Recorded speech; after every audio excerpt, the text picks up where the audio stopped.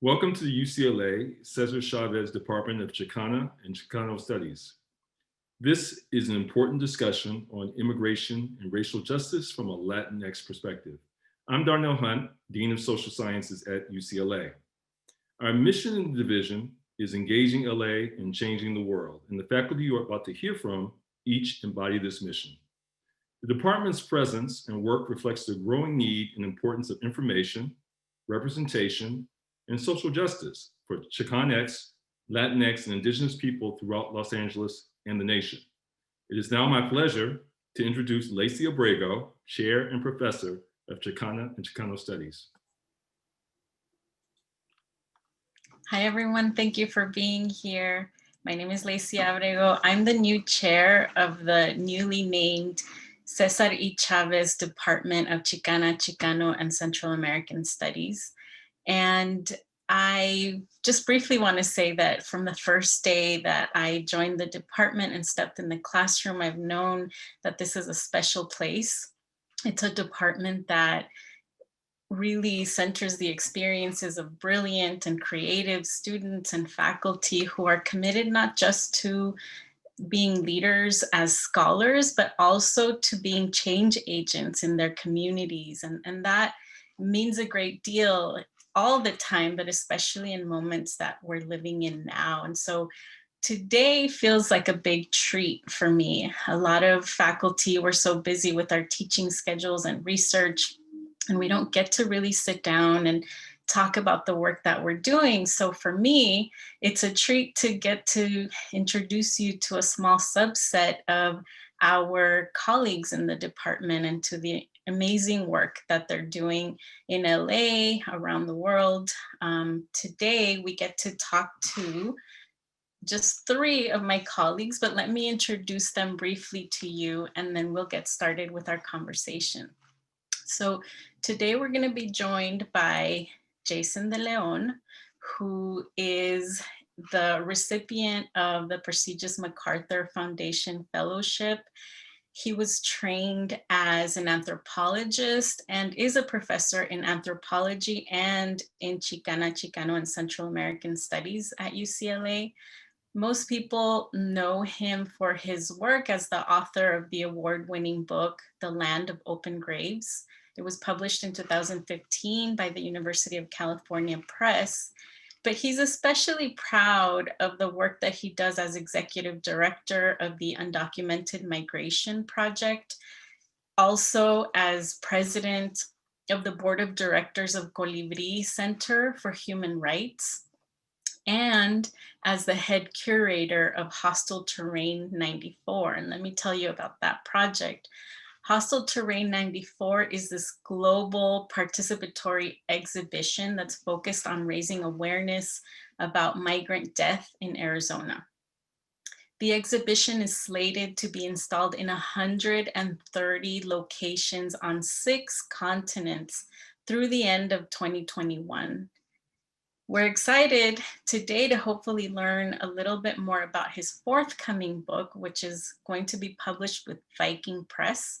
It's titled Soldiers and Kings, and it's going to provide an up-close look at the everyday lives of Honduran smugglers who are transporting migrants across Mexico. We're also joined today by the wonderful Gaye Johnson, who is an associate professor in our department, as well as an affiliate with African American Studies at UCLA. Professor Johnson writes and teaches on race, on cultural politics, and freedom struggles. Her first beautiful book was published also with the University of California Press in 2013. It's titled Spaces of Conflict, Sounds of Solidarity. And it's a history of political coalition building and spatial struggles among Black and Brown freedom seekers in Los Angeles. Gaye's second book, Futures of Black Radicalism, which she co-edited with Alex Lubin, is published with Verso Press, and it's a collection of writings about the Black radical tradition, both in tribute to and animated by the work of the great late Cedric Robinson. Now in its second edition already. It's being translated into German and Japanese, and many scholars are calling this book field defining because of its importance. Johnson is currently working on other projects, a book titled These Walls Will Fall, Redefining the Freedom in the 21st Century. And she's also co-editing a volume titled Rings of Dissent, Boxing in the Performance of Rebellion with Rudy Mondragon and David Leonard.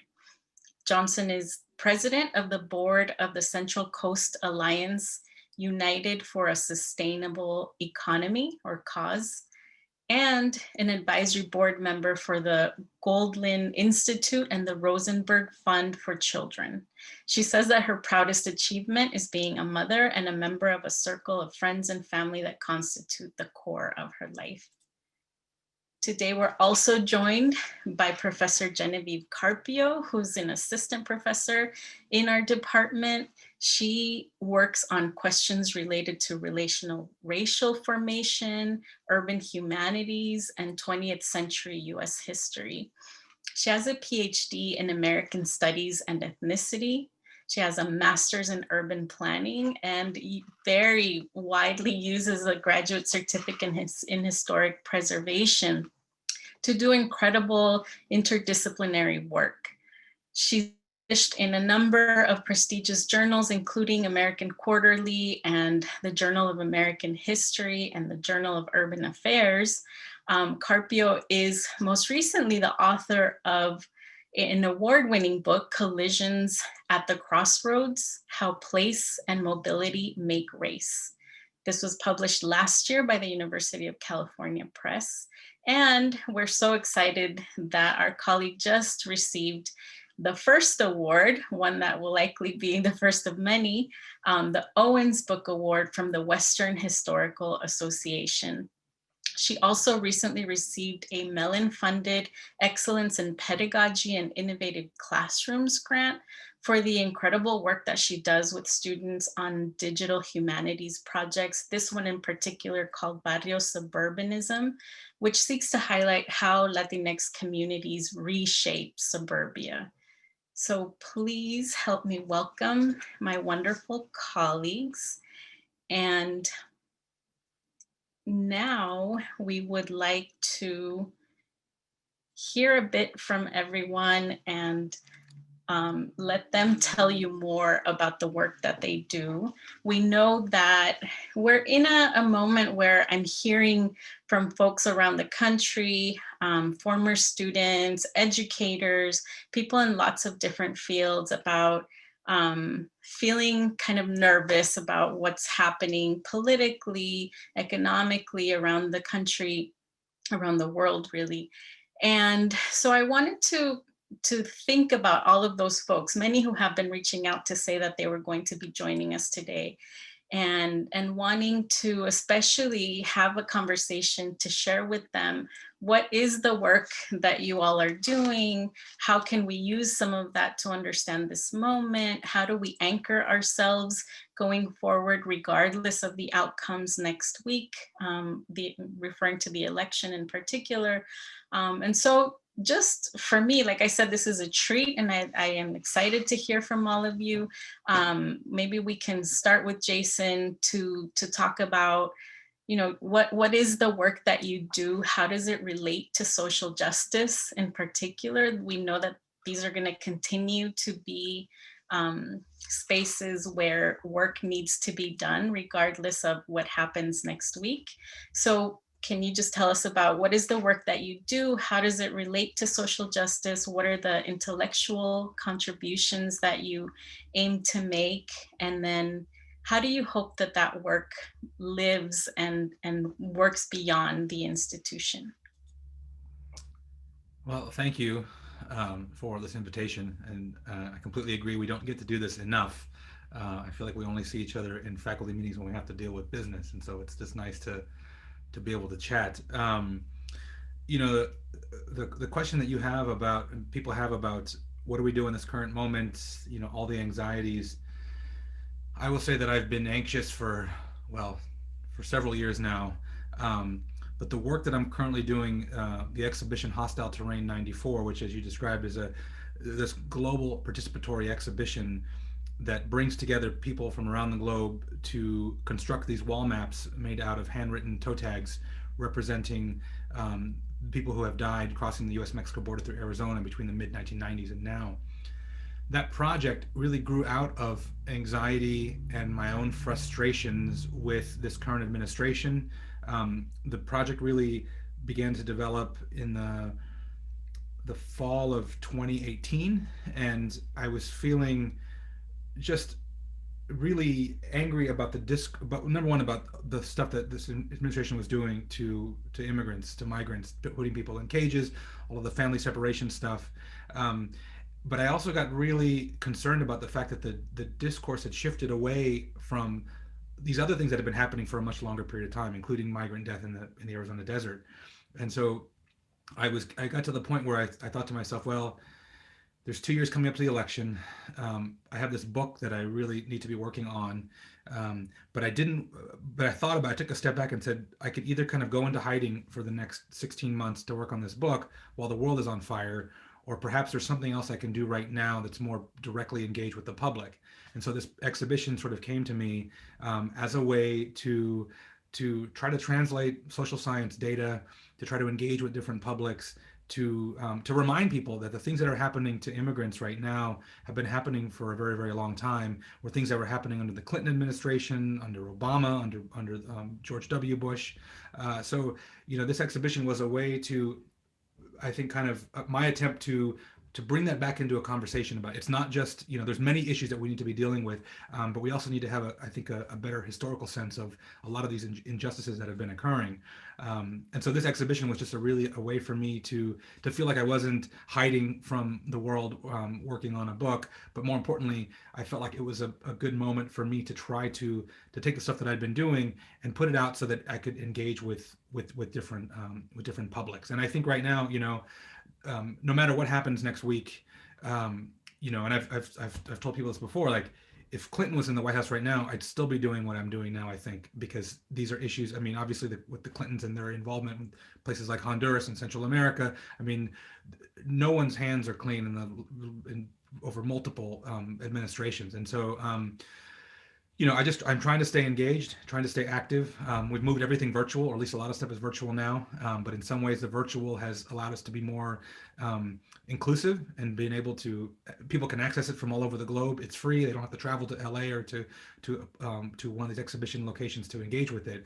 And so in some ways, I think that the pandemic has allowed us to be more flexible and think about new digital forms of engagement.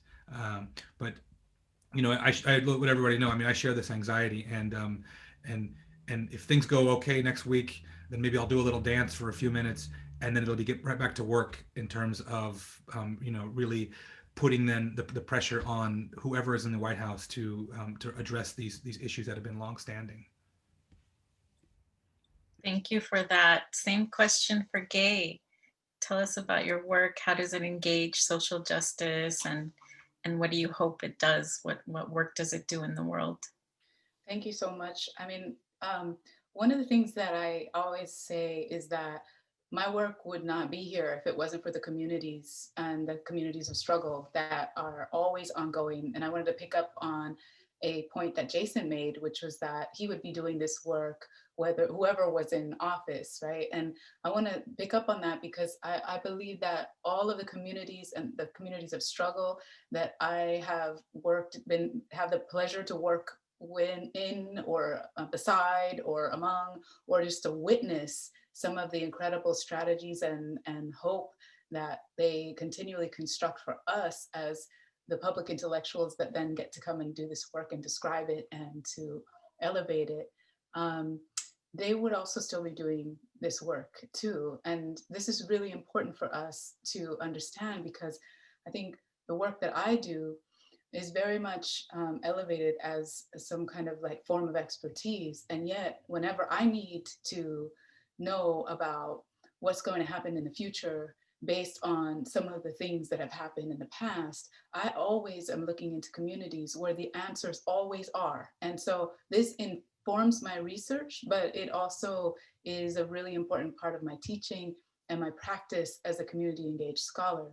So I hope that what my research does is reflect that back in a way that is accurate, but also inspiring for those people who are not necessarily working in communities, but who are just starting to get into this work, or who need to understand that all of the answers, the good answers about where we're going in electoral politics or as a nation, are not found in what is actually a very young conversation compared to the very lengthy and historical and old conversation that communities have always been having, and the solutions that they have always been offering. So I try to ask myself often in my research, not so much, what do I think about what would be the best thing, but asking community folks, well, what have you been doing for 35 years? And how is that something that we can pick up on and elevate? And how are those solutions already proposed, often vetted, going to get us to where we need to be, which is in a moment of freedom and justice and equity for everyone. And most of the community struggles that I study and write about are feminist centered, are queer centered, are people who are advocating for justice without any kind of reservation or any kind of compromise. And so I believe in that very deeply. And I can have that belief because I see it modeled every day in the communities that I'm a part of.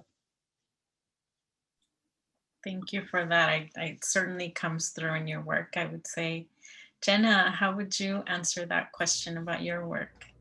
Yeah, well, thank you for the thoughtful question. And it's so wonderful to hear Jason and Gaye talk about their work because, as you said, these are people I've been reading for a long time and teach in my classroom, and I see the resonance that it has with students, both their intellectual work in its many forms, and kind of the academic text and in the digital forums and public humanities aspects of it. And that's shaped my intellectual contributions as well. My work tends to focus on the built environment, the world around us, the buildings, how roads are laid out, where people live, where freeways are placed, and thinking about how those spatial formations impact people's everyday lives. And in particular, I'm interested in like the fixity of those spaces and how it shapes it, but also then how people move through it and make their own meanings and don't move through it because of different prohibitions and permissions on the ways that they're moving. It's also very important to me in my work to have a relational lens. So kind of echoing what other people have said, how people experience their lives in relationship to the many kinds of different people who are around them. And I think that's something really beautiful about our department because it fosters those types of questions of relationality and interdisciplinarity. So reaching across disciplines. And in all of the work that I do, it's important to me to learn from the public humanities methodologies that inform it. So talking to people, asking about their stories, collecting the material culture that encompasses those histories, photos, songs, albums, in order to impact the type of writing that I do that bring to the center histories are often marginalized, not just because of the people who I'm writing about, but also because of the places. So my book that came out recently focuses on inland Southern California. And so often the scholarship that we read focuses on kind of urban centers, and that work is so important. But I really like to think about what if we flip the script and put the margin at the center, then what sorts of questions might become visible that weren't visible before? How might we understand the center in a different way? And how might we see that what we thought was some margin actually has been a bigger part of the story for a long time than we might have previously recognized it?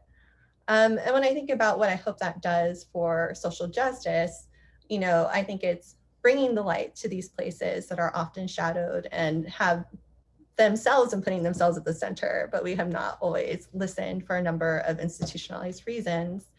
And then the why of it. For me, a lot of the ways I come to my research questions are because of, personal experiences and family histories. And that's something that I try to bring out in my teaching as well, to encourage students that the story that they have to tell that might feel really personal is one that a lot of people have to hear and that many people likely relate to. And then also that long view that Jason and Gaye were talking about, that the past shapes the present, that the present is a result of human decisions.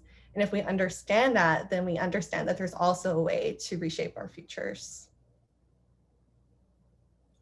Thank you for that. I wonder if we can, each of you can kind of deepen a little in what you discussed about your work and maybe give us some more specific examples. We talk about social justice and you know, the flip side of that is the injustice that we see and we document and we analyze and we try to change in various ways. Could you each, maybe again in the same order, tell us about maybe some of the more egregious examples of social injustice that you've seen in your research and what you've learned about racial and social injustice from this work, just to give people a sense of the things that we need to know more about. So many people are surprised that the injustices we're seeing under this administration are not new, right? You've all alluded to this a little bit. Can you just give us some examples for us to have a sense of concretely what it is that your work focuses on?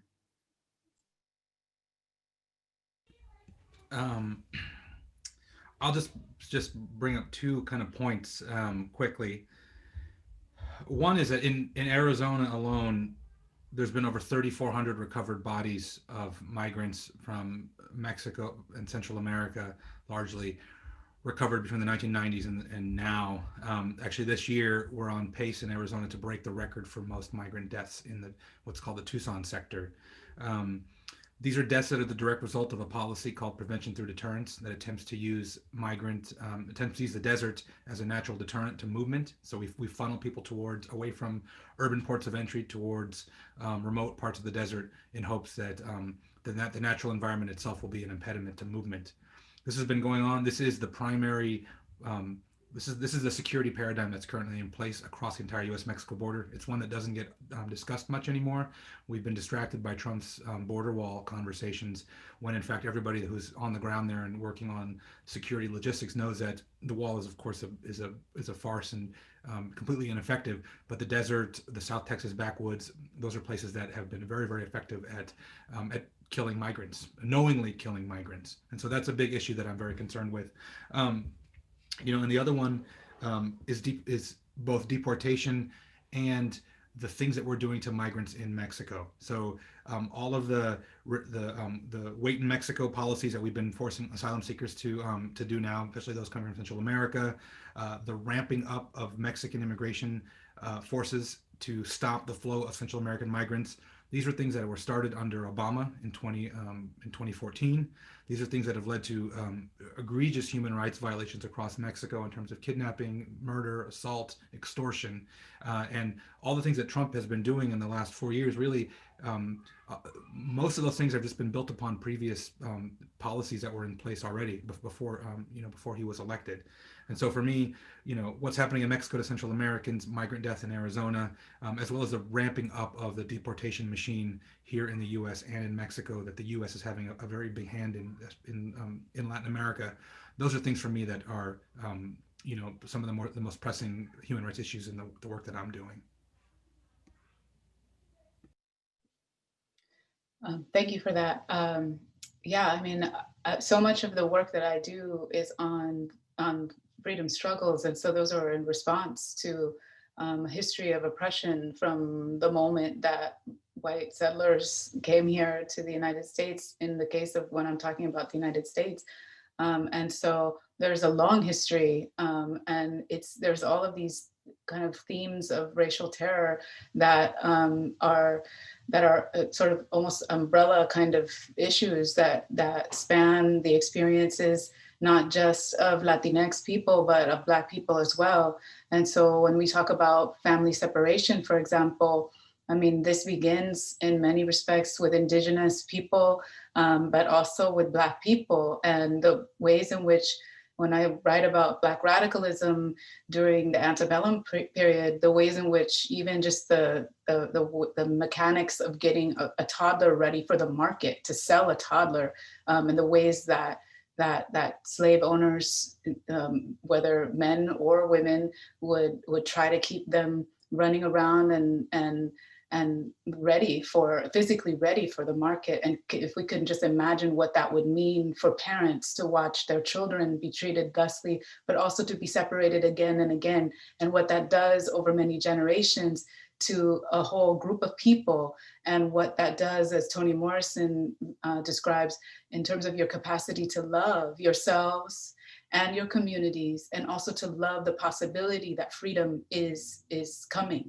And so when I think of family separation now, and also some of the other issues that I address now, and also am addressing in present research that I'm doing around reproductive justice, but also housing equality, around incarceration, detention, those issues, and especially when we're thinking about housing, what are people's lived experiences of the environments that they're in, of the climate that they're in, climate justice, environmental justice, all of the lenses that people see their own communities through have been shaped in part by the racial terror that these communities have endured. I want to point out that something central that I always talk about in my writing, but also in my teaching, is that when you think about all of the policies that have, if you will, sort of had mercy on a lot of our own people who suffer in these ways, if you think even of maybe one of the most sort of landmark decisions that happens, which is the 13th Amendment in the United States, the abolition of slavery, it wasn't the conscience of people that all of a sudden woke up in 1850 and said, you know, what are we doing to these people? We should abolish this thing in a few years, right? It's not that. What it is that the moment that Black people step foot on this soil, they're rebelling. They never stop. They never ever stop. And that's what is so hopeful and important to me about this, the things that we study, is that the evidence of racial terror is everywhere. It's every day. And as you said, Leisy, a lot of people are looking at this administration all brand new, like, oh my goodness, I can't believe this is my country. And it's hard for me to endure or to figure out, like, what's worse, people's incredulity or the fact that they really don't know that, you know, there's this history. And I find that it's the incredulity in many respects that's harder for me, because I feel like all of these things have a history. And this is something that we're all uncovering in our work, is the history of these kinds of racial regimes, which Cedric Robinson said, you know, these histories are hostile to their own discovery. And so we're always trying to uncover.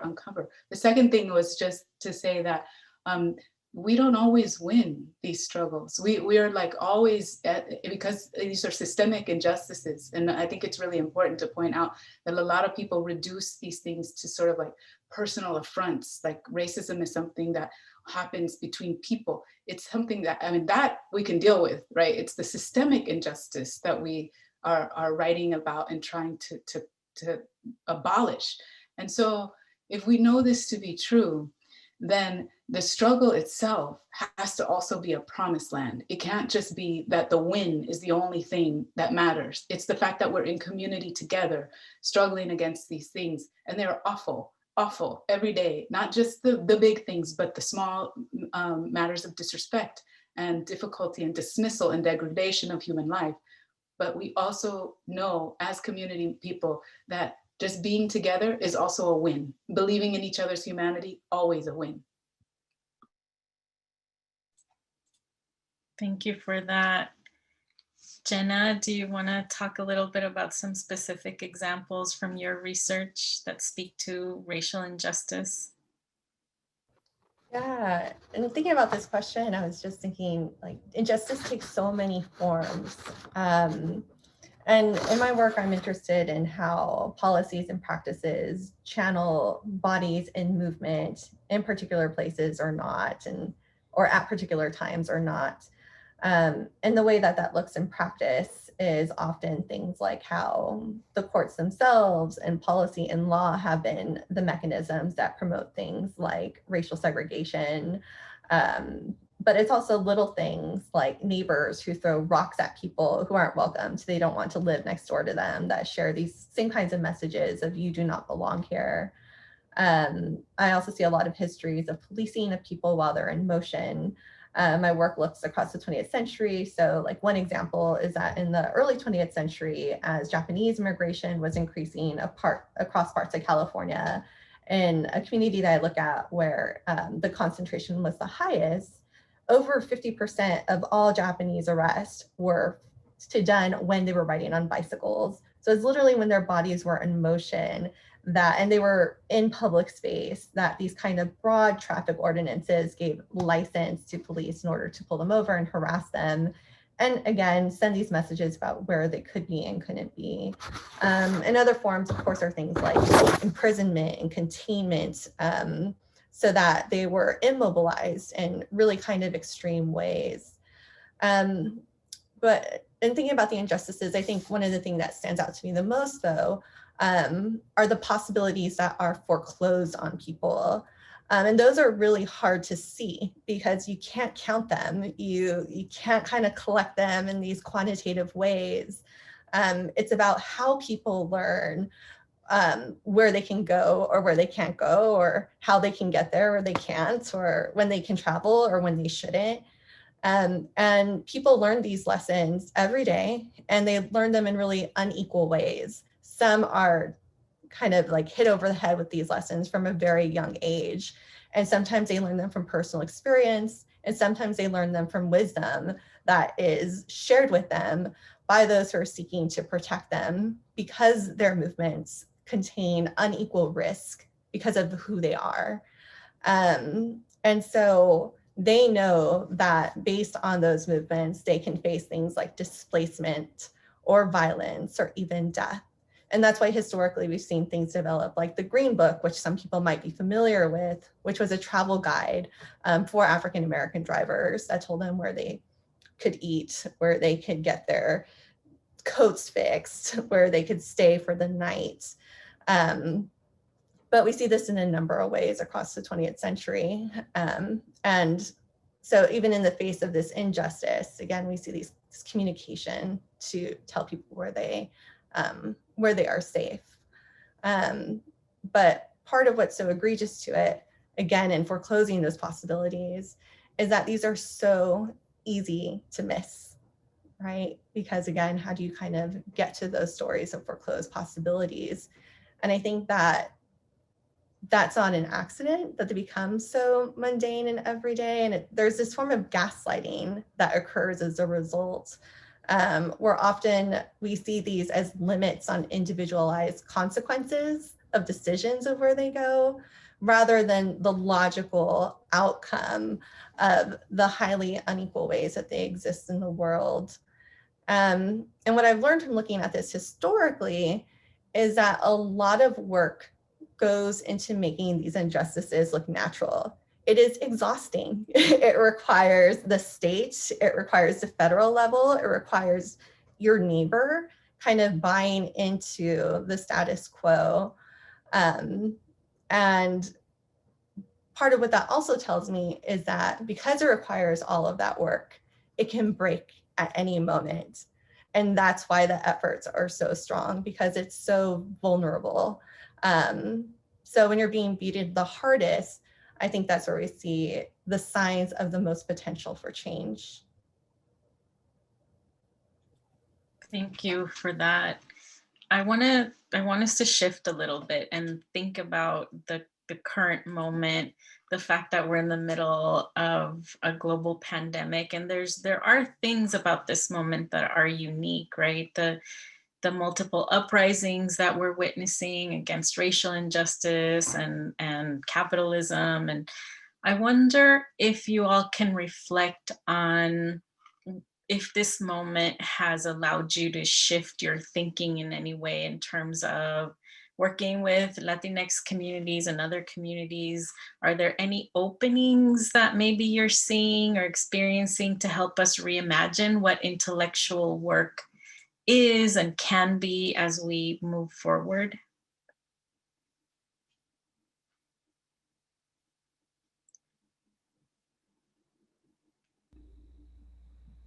I guess that means me. That's a hard question for me right now. I do think there are possibilities opening up. I mean, just one, as I was, saying previously, I mean, on a personal level, we had 150 exhibitions delayed, and we were supposed to be closing the 150th show actually tomorrow. And so the fact that that hasn't happened, I was sad for a couple of days, and then we took a step back and said, these issues aren't going away anytime soon. And much like the day after the election, where I was just in a pit of despair, going, well, now, what am I going to do now? I took a few days off and then said, okay, you got to dust yourself off and get back to work. And now more than ever, you've got to find ways to stay engaged and to stay active. And I think for me, in a lot of ways, being forced to go virtually has forced me to think about how to do field work remotely. So starting to do field work with people I've been working with in person for a long time, but now I'm doing a lot more work in Honduras remotely via WhatsApp and Facebook, staying in touch with people, trying to get a sense of what's happening in places like Honduras and Mexico, which people have been quite secretive about. The governments have not really been forthcoming about how people are experiencing COVID. And so it has encouraged me to try to reach out to people in a more meaningful way and to find, new kinds of ways to collect data and to engage with people remotely. But I would just say in general, the thing that I've enjoyed, I won't say I want to enjoy, but have appreciated the most about the pandemic is the fact that there's been so many students who I always find inspiring, who now are just even more, motivated, trying to find ways to stay engaged. We have our hosting partners. We've had just students from around the globe who are like, look, I know I'm stuck in my house, but I want to find ways to connect with my communities. I want to find ways to engage with different publics. And that energy, that's kind of the same energy that got me excited after the 2016 election, where you had all of these students who were saying, this is not my president. I'm not gonna stand for this. And so we're going to fight. The people who are out on the streets who are fighting for change now, who are also, I think, really fighting for change in this kind of virtual world. So I think in a lot of ways, I'm taking lessons from folks who are much more savvy about how to use these digital tools. And I do think when we come out of this whole thing, I don't think this is going to go away. I think that this allows us in a lot of ways to connect to people in different formats.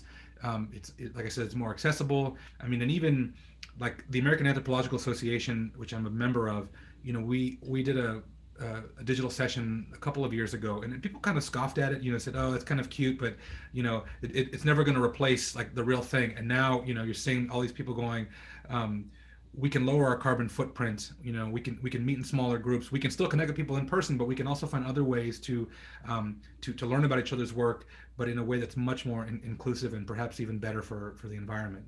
So I'm just the pandemic in a lot of ways has connected me to students and to colleagues who are just super inspiring. And so I'm just trying to take cues from them and figure out how ways that I can also maintain this energy via things like the internet. I agree so much. I'm really trying to take so many cues from young folks who are doing this work. I mean, I think the first few moments, it felt like right after we moved to online instruction, the most inspiring were watching my students show up. I mean, a lot of our students moved home to like 1-bedroom apartments with their parents and their siblings and their nieces and nephews, and they were coming to class, sometimes having to do it with the camera off because there was a lot going on in the kitchen, which was the only place that they could call in from. But they came and they tried to do the work. I mean, and they apologized for not being able to do the work sometimes. And it was such a stressful period, but here are our students and our communities who were showing up and meeting this moment. And that was so humbling to me. But also what was humbling was to see that for some people, the struggle just for most of our communities is the struggle never stopped. It continues, and the people have always had to find innovative ways to continue in very adverse situations. And so this was just another adverse situation. I mean, while a lot of people who are in very privileged positions were like really freaking out, which I think all of us are entitled to do, but a lot of folks were like, this is just another thing on our path, and we continue to move forward. The place where I think I've drawn the most inspiration over these past few months has been the immediate answers to some of the society's worst problems, like eviction. Cancel rent has just been an incredible movement that has responded so quickly. Even just like by April, people renting trucks, going, helping people move, or stopping evictions. The connection that Indigenous writers are making to abolitionist struggles, the ways that when all of the reports of sterilization in detention camps in Georgia was coming out, the ways that people turned out record funding for reproductive justice organizations.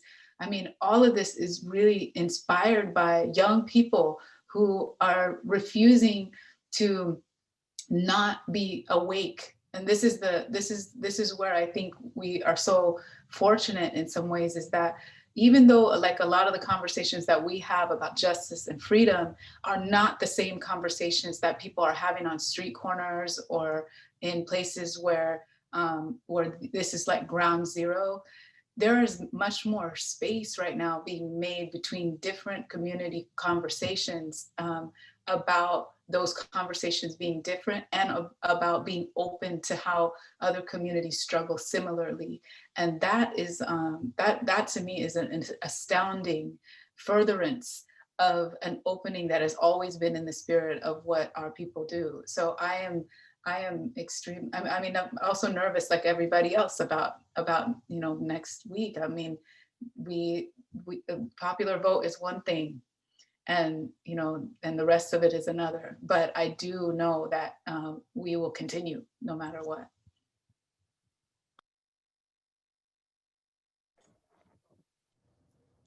And I think about like how my approach to research is changing, or what openings there are. I mean, so much comes to mind. To echo some things, like it's definitely in some ways easier to connect across space. So I find myself talking to colleagues in different states and different time zones, different countries, in ways that I just didn't do on the day-to-day level before kind of the shift to remote connection being a more mundane part of everyday life.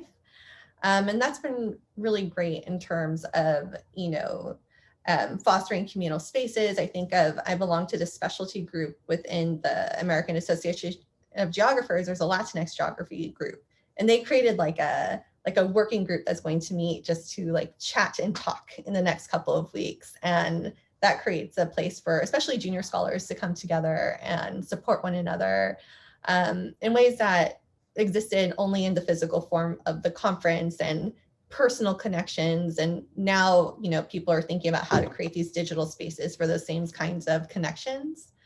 And I've seen the accessibility in things like conferences that have been waiving registration fees.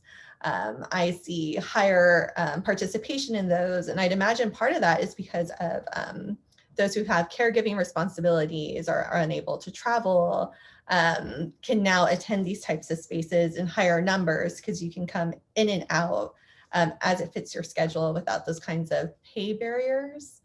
And I also think about how I'm having much greater opportunity to learn from community organizations and public intellectuals as they've shifted a lot of their content from in-person meetings to social media channels, and in particular, like Instagram Live, Facebook Live. Like these places are incredible for bringing together. I'm like so blown away by the types of activists and scholars. I get to just sit at my computer and drink a coffee and listen to them think and talk to one another. And it's like a magic, wonderful day that really encourages and inspires me to learn about the work that they're doing.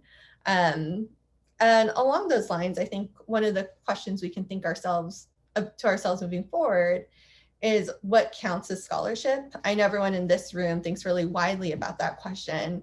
I think more and more we're going to be thinking about like the Instagram live conversation, like that's like a panel. I've seen I've been on hour-long conversations on Instagram live. And I think that that's a really valuable way of doing public scholarship. Or things like podcasts. There are incredible podcasts coming out right now, and people experimenting with technologies they haven't experimented with before. Case in point, my dad's on Zoom. Like that would have never happened before this moment. And I think it speaks to those legacies we're talking about. When people are pushed down, they're innovative, they strategize, and I think that there's a chance for these new ways of connecting that are really exciting and will continue to develop as we move forward. The one other thing I would add is that another thing that has shifted is that I think when I think about community work, the current circumstances have also kind of pushed me to think more about the care work that I do with my own family as a part of that, and becoming comfortable with when I need to take that time out to kind of step back, be with my toddler, and to know that that's a part of creating the strength and resilience and connection that spans outward as well. Thank you for all of that. We have just a few more minutes left, but I appreciate all of the ways that your interventions, wind together to tell this very broad and critical story about justice, about injustice, about scholarship and the role that it can play in all of this. And ultimately, I appreciate that you all have reminded here, all of us, that injustice is not a one president, matter. And there's a lot at stake next week. But also there will continue to be a lot at stake beyond whatever happens on Tuesday, right? And so it's important because it centers your work. It's also important because you see this and you live it and you explore it with students. And I wonder if you can just give our audience a sense of what are the things that you take from your teaching, from your research that do make you feel hopeful. I know you've touched on this a little bit already, but what specific things keep you hopeful and will get you through next week regardless of what happens? If you want to go again first, Jason. Sure. I just I've never seen this level of engagement with students. I mean, just energized, ready to go, passionate about, I was an apolitical student. It took me a long time to become aware of the world, and the fact that you've got, high school students who were just committed to these issues and ready to go to college and get involved. For me, that's really inspiring. And I will say, the other thing, and we've touched on it a little bit, is the fact that we're in a moment now too where, and I feel really privileged to be able to do this, and I think that our department does this in a really wonderful way, is to encourage students who come from backgrounds who, when I was going to high school and college, I was always told that the things that made me who I was, first generation student, a person of color, working class background, bilingual, all those things were impediments, were things that I had to overcome to be successful. And no one ever told me that those were things that were strengths and that could allow me to pursue the work that I wanted to do. And so I had to figure that out on my own. And now that, you've got these students who are super empowered by these things and are saying, they want to change the academy, they want to do research, and they want to do research in their own communities, and they want to do it, in this nuanced, compassionate, reflective kind of way. That for me, every time I have one of those conversations with students, I just walk away going, we're going to be okay. That the world is going to be okay. The academy is going to be okay because we have these students now who I don't have to convince them of those things. They're coming to the table saying, this is who I am and this is what I want to do. You either help me or get out of my way. And I love that. For me, that's what gives me so much hope right now. I was going to say the same thing. I mean, I feel that my students are, and you know, they're so without compromise about what freedom and justice mean. They are feeling more than ever, not just that we deserve these things, but that they're a matter of the future of the planet and the future of humanity. And so I love the ways that students and young activists are so much more strategic than I think a lot of us were. I mean, they take the first answer from whatever governing body or elected official or institution, but then they say, well, that's great, but that's not enough. We're asking for all of it, and I admire that so much. And it reminds me of all of the things that we also were compelled to learn from about the communities that we were part of, but also that inspired the struggles that we're now a part of. And so that like level of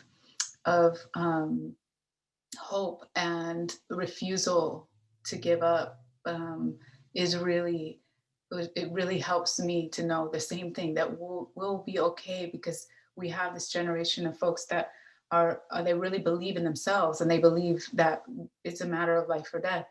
But I think we also need to be clear about what our role is in this. And I say our, I mean, I might be the oldest person, I don't know, but I believe that I have a responsibility to those students and to other young activists, because I don't want to be someone who also stood by and only just described it. You know, I want to be there, and I want to be the one who also, you know, is as Jenna talked about, it's so important to give care, rest, nourishment to the people who are doing this work and who need it.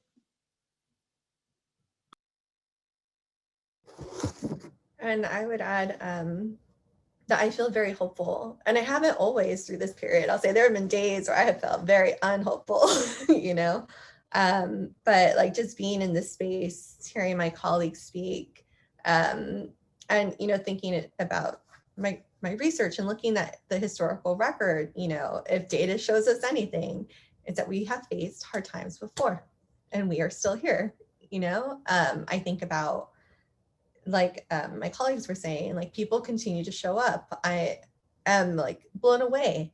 I'm teaching a class right now, and I have students who are calling from other countries where there's a 12-hour time difference, and they want to be there, and they come to class, you know, in live time, and that points to the struggle. But I'm also constantly kind of blown away by the desire to be there and the joy that they get from it. And I'm inspired by, like, even now, you know, our students show up, like there are tons of people in this room at this moment who showed up to have this conversation. And that makes me feel really good about, you know, the next steps moving forward.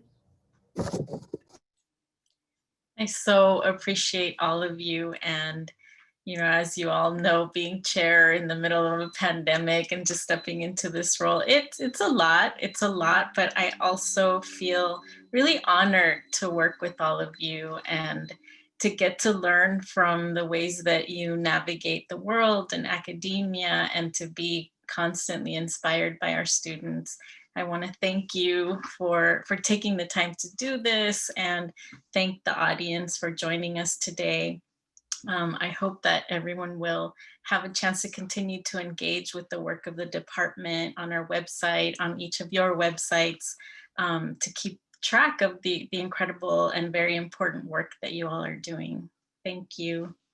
Thank you so much. And thank you, Leisy, for everything that you do too. Great, thank you so much.